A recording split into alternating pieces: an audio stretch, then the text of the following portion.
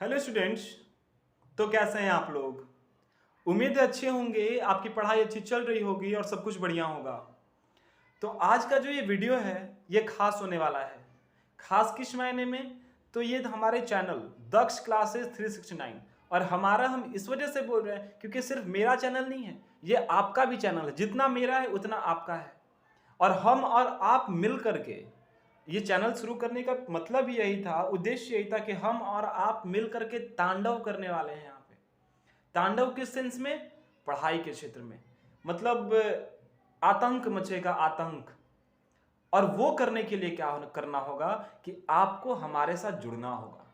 इस virtual world में ना आप कैसे मेरे साथ जुड़ सकते हो? अगर आप अगर अगर हमारा कोचिंग क्लासेस होता, वहां आप होते तो हम कुछ सवाल करते, आप उसका जवाब देते, हम पूछते समझ में आया, आप बोलते हाँ सर समझ में आया। बट इस वर्चुअल वर्ल्ड में कनेक्शन का एक ही माध्यम है, वो है कमेंट, लाइक, सब्सक्राइब और अपने दोस्तों तक शेयर करना, ताकि ज़्यादा से ज़्यादा लोग इसका बेनिफिट ले सकें। बट आप ये कुछ नहीं कर रहे हो।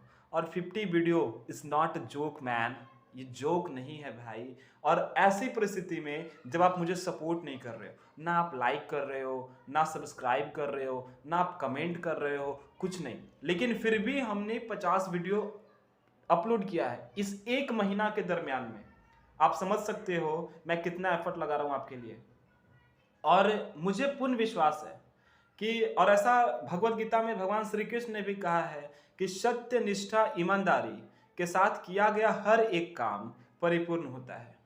और हमारा उद्देश्य क्या है? उद्देश्य यही है कि समाज के अंतिम पंक्ति के अंतिम स्थान पे खड़ा व्यक्ति, जो किसी न किसी वजह से, वो वजह चाहे जो कुछ भी हो, उन तक अगर शिक्षा नहीं पहुंच पा रही है, उन तक पहुंचाना। और मुझे लगता है कि वो अंततः आज नहीं तो कल वो पूरा होगा। क्योंकि अगर आप सही काम कर रहे हो तो हो सकता है शुरुआत में रिकॉग्निशन ना मिले, बट मिलता है, देर हो सकता है, पर ऐसा होगा नहीं, ऐसा नहीं हो सकता। आप लोगों को पूरी उम्मीद है कि आप हमारे वीडियो को लाइक करेंगे, समर्थन करेंगे, उससे सीखेंगे और दूसरों को सिखाएंगे भी।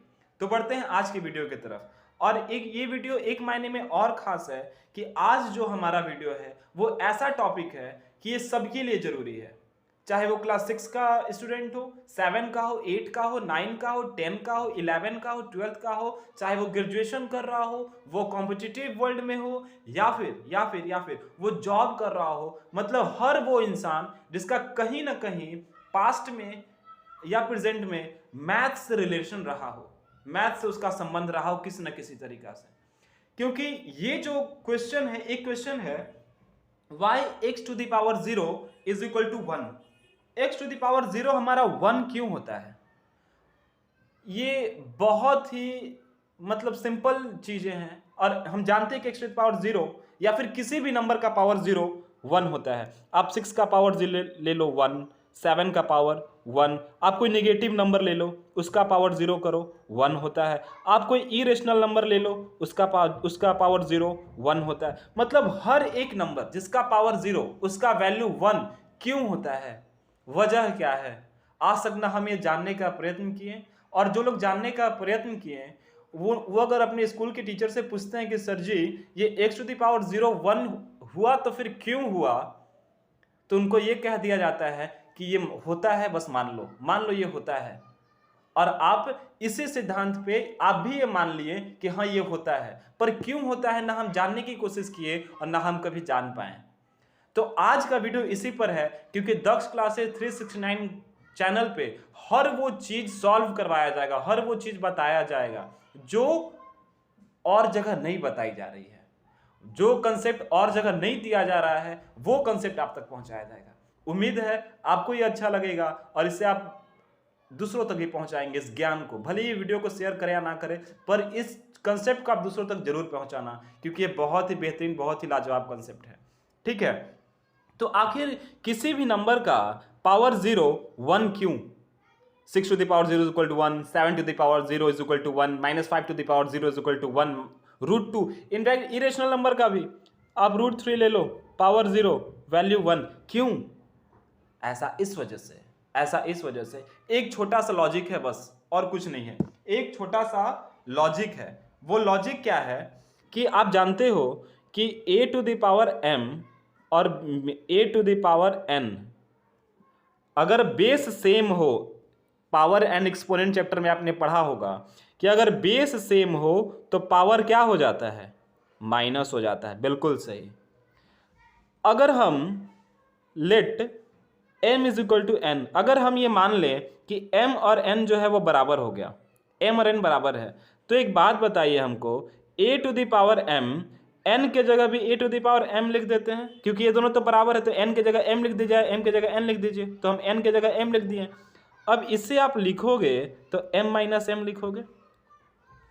अब a to the power m है, a to the power m है, अब m माइनस m तो जीरो होता है। किसी भी सेम नंबर को अगर सेम नंबर से माइनस करोगे तो जीरो ही तो आएगा ना, ये जीरो ही तो आएगा ना बाबू, आएगा ना। तो 8 माइनस 8 जीरो, 9 माइनस 9 जीरो, तो ये जीरो हो गया। अब a to the power zero ये हो गया, और सेम नंबर से अगर आप डिवाइड करते हो सेम नंबर को तो वैल्यू क्या आता है, 1 आता है। अगर 9 से 9 को डिवाइड करोगे तो 1, 8 को 8 से डिवाइड करोगे तो 1, यानी कि सेम नंबर को सेम नंबर से डिवाइड करते तो 1 आता है। तो a to the power 0 is equal to 1 हो गया, हो गया, ये प्रूव्ड हो गया। ऐसा इस वजह से होता है। इतनी सिंपल सी चीज़ थी बट आपको बताया नहीं गया था और आप जानने का प्रयत्न भी नहीं किए थे और ना आप लॉजिकली सोचे थे। मैंने इस पे गहन चिंतन किया। आप लोगों को जब क्लास ले रहा था उस टाइम पे ही मैंने सोचा कि अच्छा भाई x टू द पावर 0 1 क्यों हुआ। तो सोचते सोचते हमने काफ़ी इस पर सोचा विचारा, तो हम इस स्थिति में पहुँचे कि यही वो वजह है। तो आप किसी भी इलॉजिकल चीज़ जो आज तक आपको इलॉजिकल बताया गया हो उसको आप लॉजिकली देखें ना, चाहे वो किसी भी फील्ड में हो, उसका निष्कर्ष तक आप पहुंचोगे। बट सोचने की देर होती है। यहाँ पर एक चीज़ का ध्यान देना बहुत जरूरी है। ये हर चीज़ के लिए पॉसिबल है, एक्सेप्शन है यहाँ पर एक। ब्रह्मांड में कोई भी नंबर हो, आप पॉजिटिव ले लो, निगेटिव ले लो, इरेशनल ले लो, रेशनल ले लो, कोई भी नंबर, उसका पावर अगर 0 है तो वैल्यू 1 होगा। बट एक ऐसा नंबर है जिसका पावर 0 वो 1 नहीं होता है। आप बताओ कौन सा नंबर है वो, बताओ। आप सोचो 2 सेकंड का आपको टाइम देते हैं, सोच लिए। देखो एक्सेप्शन यहाँ पर यही है, एक्सेप्शन यहाँ पे यही है कि अगर 0 एक ऐसा नंबर है जिसका पावर अगर 0 होता है तो 1 नहीं होगा, 1 नहीं होगा। आप बोलोगे सर जी ऐसा क्यों? ऐसा इस वजह से क्योंकि अगर 0 का पावर m करते हैं और 0 का पावर m करना होगा तब a टू द पावर अगर 0 करते हैं तो अगर हम ये जानते हैं कि ये अगर काट देंगे तो 1 हो जाएगा। कुछ लोग बोलेंगे नहीं सर, 0 से अगर ये 0 हो गया ना, डिनोमिनेटर 0 हो गया तो 0 से हम किसी भी नंबर को डिवाइड नहीं कर सकते हैं, ये हमको पता है। 0 से हम किसी भी नंबर को डिवाइड नहीं कर सकते हैं, डिवाइड करेंगे तो वो अनडिफाइंड आएगा। ये अनडिफाइंड है, 0 से हम किसी भी नंबर को डिवाइड नहीं कर सकते हैं, इनफैक्ट 0 को भी नहीं कर सकते हैं। आप बोलोगे सर जी तो हर कोई कट जाता है, सेम नंबर से सेम नंबर को अगर डिवाइड किया तो 1 आ गया, यहाँ क्यों नहीं? तो यहाँ अनडिफाइंड होता है बाबू, यहाँ अनडिफाइंड होता है। 0 से आप किसी भी नंबर को डिवाइड नहीं कर सकते, ठीक है? इस वजह से अनडिफाइंड है, और अनडिफाइंड है तो 1 कहां से आएगा, वो तो अनडिफाइंड हो गया। तो इस वजह से एक एक्सेप्शन है 0 कि 0 का पावर 0 1 नहीं होगा। बट इसके 0 छोड़ा करके ब्रह्मांड में जितने भी नंबर हैं, चाहे निगेटिव हो, पॉजिटिव हो, रेशनल हो, इरेशनल हो, नेचुरल हो, सारे नंबर हमारा अगर उसका पावर 0 हो जाए तो वैल्यू 1 हो जाएगा। उम्मीद है आपको ये कंसेप्ट समझ में आया होगा। एक छोटा सा कंसेप्ट था, बहुत बेहतरीन कंसेप्ट था।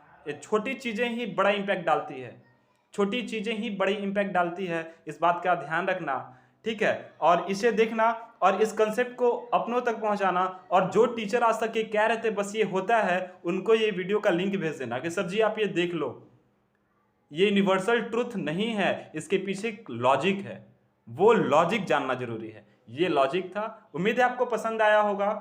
मिलते हैं अगले वीडियो में, तब तक आप पढ़ाई करना, अपनों का ध्यान रखना, अपना ध्यान रखना। धन्यवाद, जय हिंद।